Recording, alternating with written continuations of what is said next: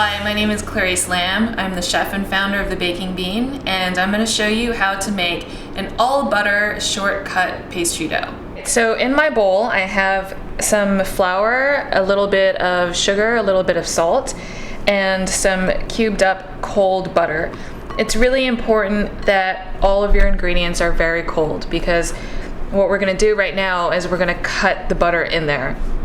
So I've got these two tools that are technically called bowl scrapers, but you know, they're handy for other things as well. So I'm just gonna go ahead and do my chop, chop, chop, chop all over the place. If you have cold hands, which I do not, I have very warm hands, not good for pastry at all, but if you have cold hands, you can kind of just stick your hands in there and crumble up the butter with your fingers.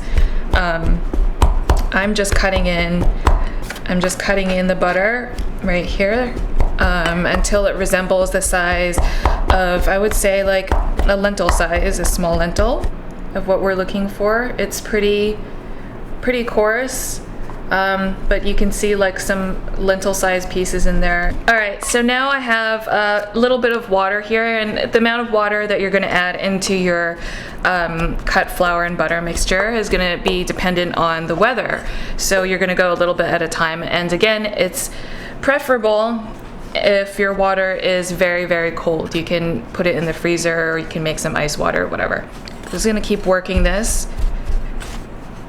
until it comes together like a dough. You don't want to add too much water, because you want the end product to be nice and flaky. If you add too much water, it's not going to do that. So I'm just going to finish this up with my hand, and I'm not necessarily like smashing, like mixing it very thoroughly. I'm just sort of like kneading it together.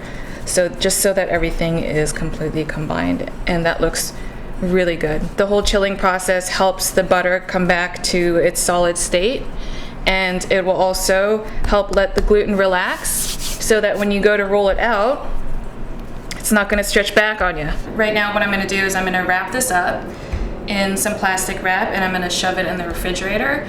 And what that's going to do is that's going to help the butter come back to a solid state, and that's also going to help our dough relax and let the gluten relax, so that when you go to roll it out, it's not going to shrink back on you. I don't know if that's ever happened to you, where you try to roll out dough and no matter how much you roll, it just keeps shrinking back. That's because you haven't let your gluten relax enough.